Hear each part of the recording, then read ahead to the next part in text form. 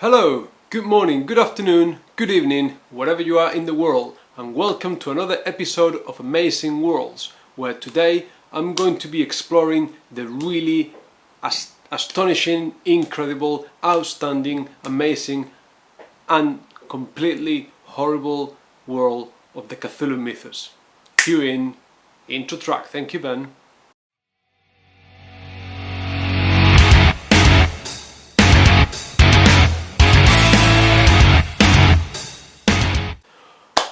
Alright, so Cthulhu Mythos, where to begin? I feel a little bit silly actually recording this video because there's so much out there and so good about the works of H.P. Lovecraft and the Cthulhu Mythos that I'm not entirely sure I am going to actually offer anything new that is not out there, but maybe I can synthesize and give you a bit of an overview.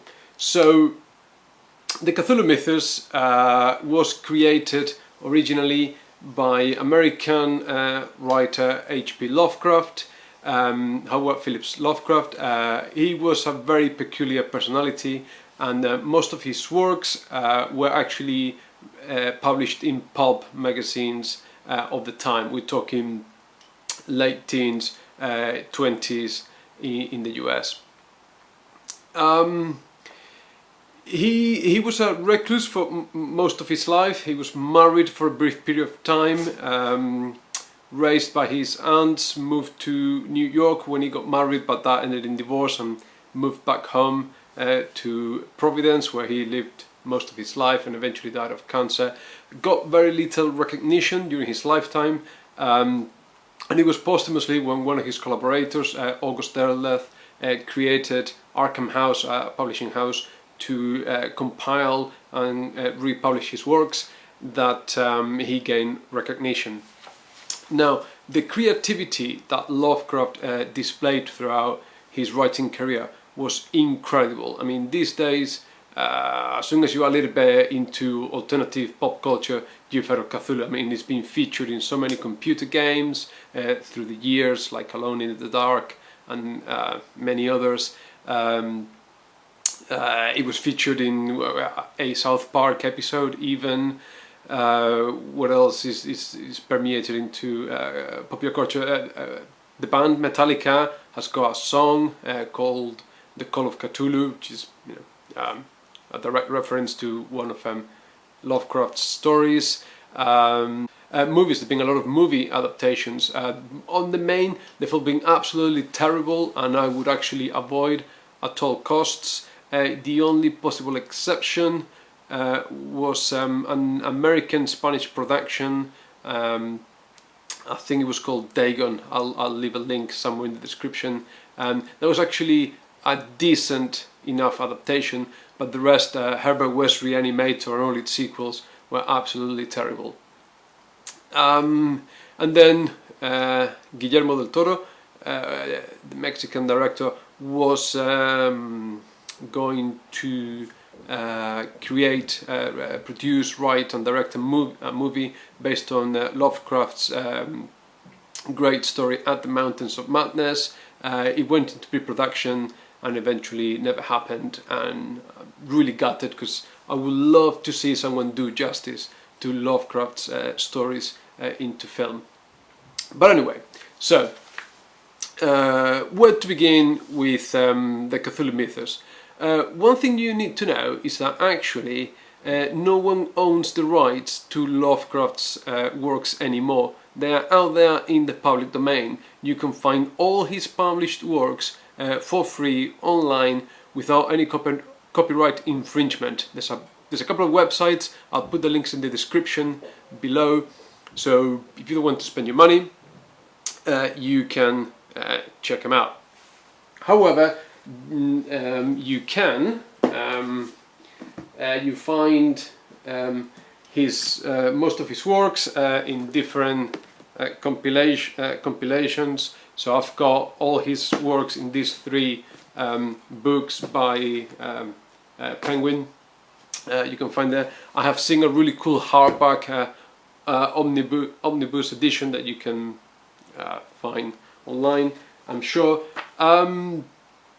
and but there's a lot, and naturally there's a very varying quality of his stories, and some of them are a little bit really out there. And if you're new to the genre, because it's a very particular subgenre of horror, you may want to tread carefully. Okay, so basically, I'm gonna talk a little bit about the themes that you find in what is traditionally called Lovecraftian horror, and give you entry points through different short stories or novellas. So basically, I got my notes as usual. I'm gonna try to be cohesive here and follow some thread, but I think I'm going to be rambling a lot today, so I do apologize, because I actually love Lovecraft so much. He was certainly a product of his time, the man, and it was reflected in his writing. One of the themes that pervades and permeates his work is the sense that humans are insignificant in the overall conception of the universe. At the time when Lovecraft was writing, Pluto was discovered.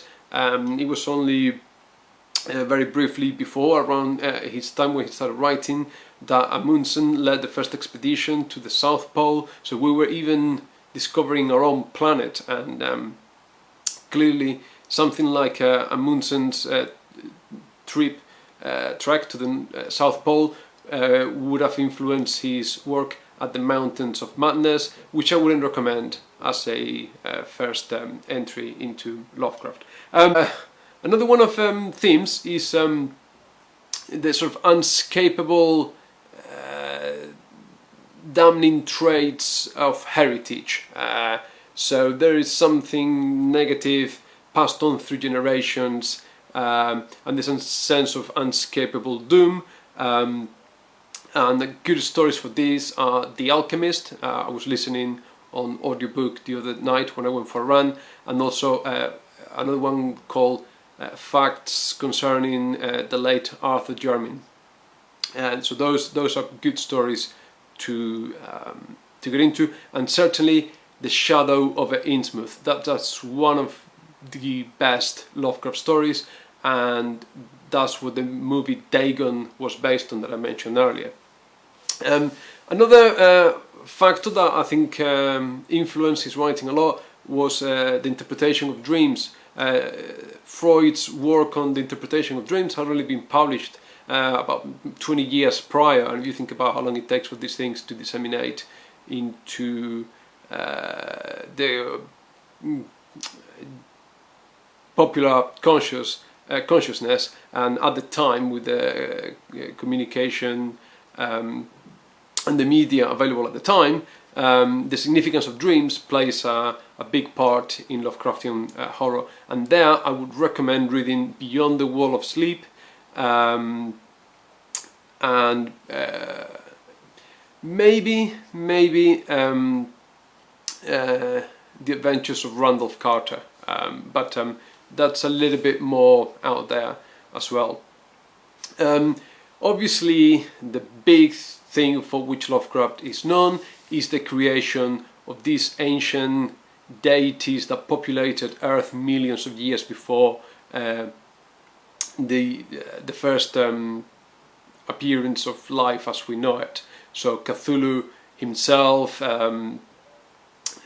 Dagon, Yog-Sothoth, and all these unpronounceable gods that can travel through time and space in ways that the human mind cannot comprehend. And there I would definitely recommend reading The Call of Cthulhu. That's one of the stories. And for me, my entry point, I've got it somewhere here, is this tiny edition of the Dunwich Horror. This is a great story. At the time, my parents were concerned about how much fantasy I was writing, so this publishing house in Spain decided to put out these tiny pocket-sized editions of literature classics to make it available to the public. It was about 100 pesetas at the time, so we're talking maybe in today's currency, I don't know, 30p or something like that, 30 cents.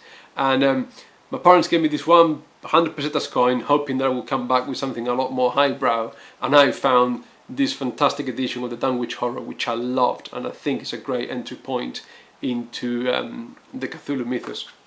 So anyway, there's that. What else have we got here? Again, the extent of his imagination was great. Not only did he create all these horrific and terrible deities that just glee at torturing humanity and driving people insane due to mankind's inability to comprehend this knowledge and this forbidden knowledge, which is also a theme in his work. The famous Necronomicon, the Book of the Dead. Some people actually believed it was a real thing, but it's not, and it's referenced across so much literature. He also created this fictional setting for a lot of his stories somewhere in the east coast of New England where he grew up. So Arkham, which for some reason in the Batman comics the asylum is called Arkham. I don't know why they felt the need to borrow it from there, but Arkham Town, the University of Miskatonic and the surrounding areas, the towns of Dunwich, Kingsport and Innsmouth, and it really drags you into this place, and it paints and describes the picture really well of this New England sort of post-colonial time. That it just feels great, and the more you read about it, the more you feel like you get to know the places. One thing that needs to be mentioned is readers beware. Lovecraft's writing style is not for everyone, it's not to everyone's taste. It's a bit convoluted. He's sometimes of the take that why use one word when 10 would do. So it's a bit of an acquired taste, I'll hold my hands up and admit to it. And sometimes you just want to, get going with the story, and you've got a couple of paragraphs to plow through just describing what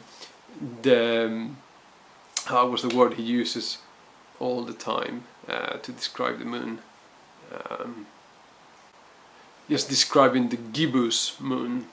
That's it. The weird adjectives and use of archaic terminology in his stories that can be off-putting to some people, but I honestly persevere because the rewards are fantastic. They really are worth the time spent, and the stories are short. Some of them are 3 pages long, some of them are a little bit longer, but really satisfactory. Things like the music of Eric Zano, Cool Air, or the Terrible Old Man are very short, but they do give you a sense of the horrific and a satisfaction in that peculiar way that people like me who enjoy the horror genre derive from feeling terrified and horrified.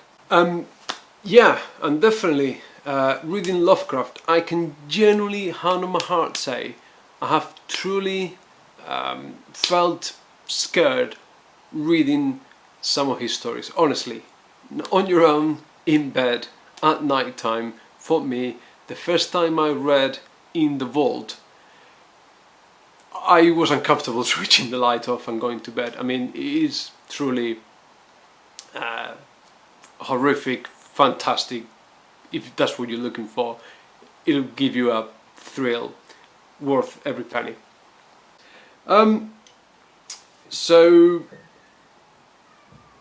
Lovecraft's influence cannot be denied, and it was massive. I mean, at the time, apart from writing and being published in pulp magazines of the time, like Weird Tales was the main one where he got published, he maintained a big circle of collaborators through correspondence, writing letters, and he probably wrote more letters than actual short stories.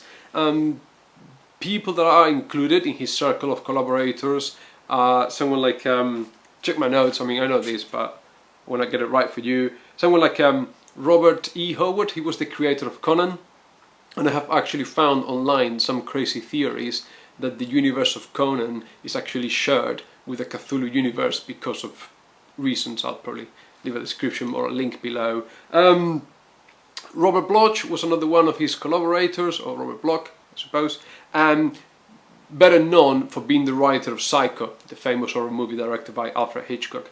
Another person that got a little bit of flack and drew a fair amount of criticism was August Derleth. He was one of Lovecraft's proteges, and after Lovecraft's death, it was August Derleth who created, as I mentioned earlier, Arkham House to compile and publish his works, and he actually tidied up all the deities and all the creatures that Lovecraft created. And actually, I got Lurker in the Threshold is actually an August Derleth story, but it's got the Lovecraft name attached to it, and also in smaller lettering his own name there. Some people have criticized him for sort of piggybacking on the back of Lovecraft's name,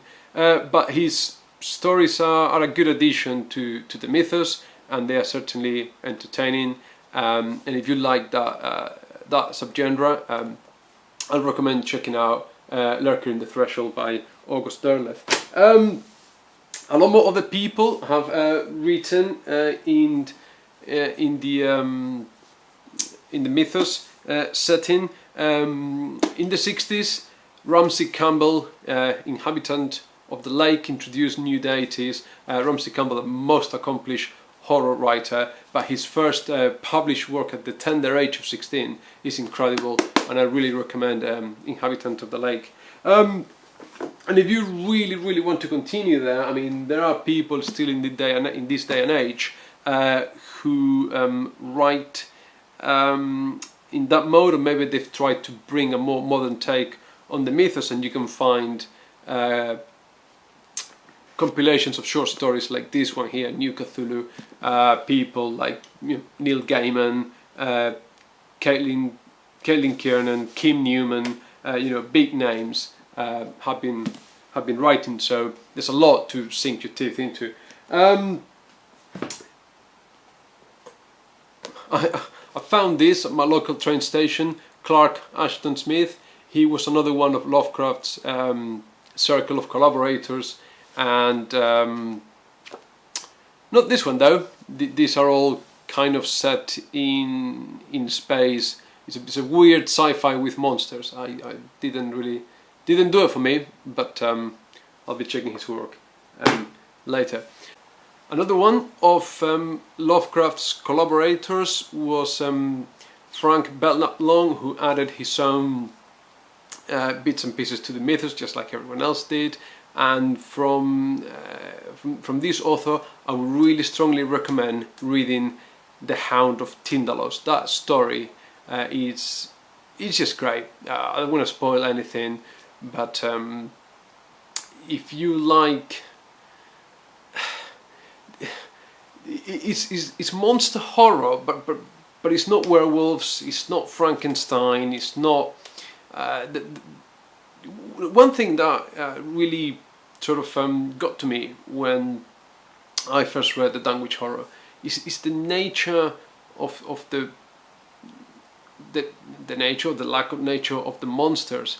They're not really humanoid. I mean, the way they are described, and after having played the role-playing game, seeing depictions of them, they're nothing like. They're not humanoid at all. A werewolf, a vampire, mummy. All these traditional monsters that we associate with horror are all very human-like. There's nothing human-like to Lovecraft's monsters. They are weird, formless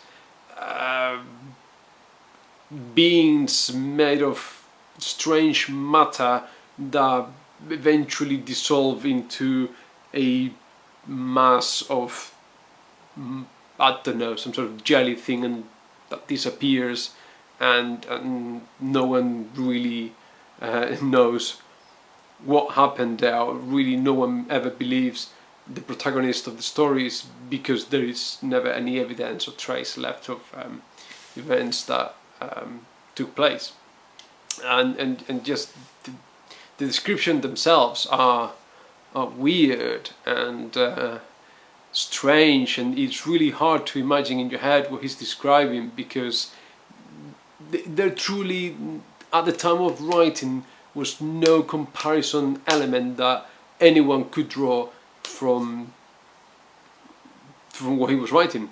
That's a real measure of the genius of H.P. Lovecraft.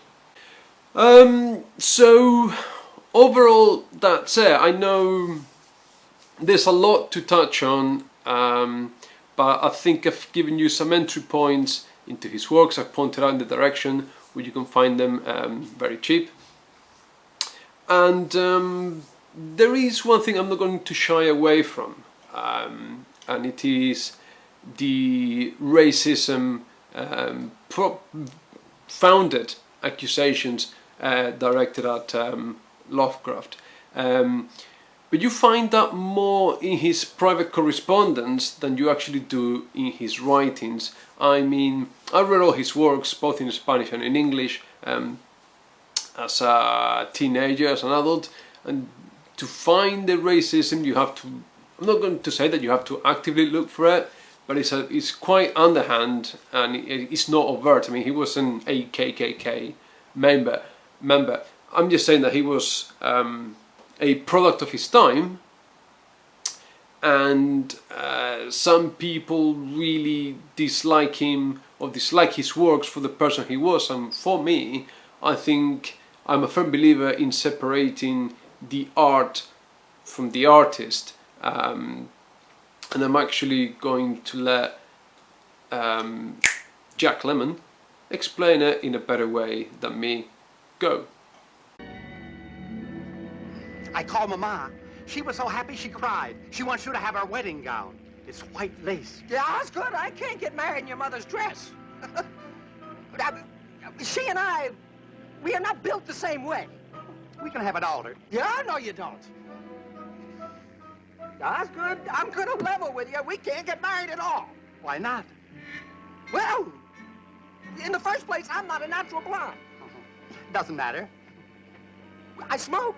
I smoke all the time. I don't care. Well, I have a terrible past. For 3 years now, I've been living with a saxophone player. I forgive you. I can never have children. We can adopt some. But you don't understand, Osgood. I'm a man. Well, nobody's perfect.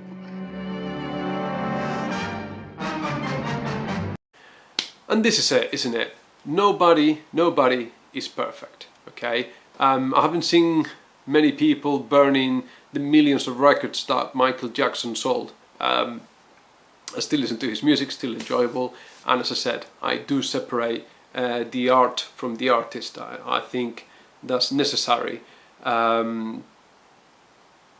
Maybe it's controversial, maybe what I'm saying is totally immoral, I don't know. Let me know, comment, I'd like to hear your opinions.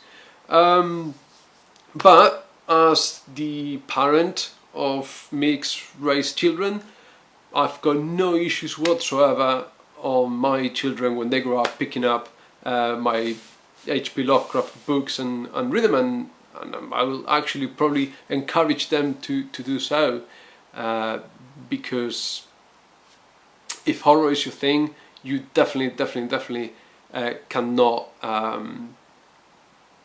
not read H.P. Lovecraft. I mean, he is certainly one of the most, if not the most influential writer in the genre, save perhaps Edgar Allan Poe. Even Stephen King has said that no one has surpassed Lovecraft in horror writing. Although I think Stephen King has been a little bit ambivalent about his praise towards H.P. Lovecraft. But I have to admit, I have to say, a lot of Stephen King's writing heavily influenced by H.P. Lovecraft. So, you know, he's certainly there. Right, man, I think it's about time to wrap up this video. I hope you enjoyed it. I know I've rambled a little bit, but it is a big topic to cover in one video, so I may come back to it at some point in the future. So in the meantime, please like, subscribe, comment, let me know what you think, and as usual, if you press the thumbs down button, let me know as well, and we can have a conversation. Until next time, please have fun, take care, and see you. Bye.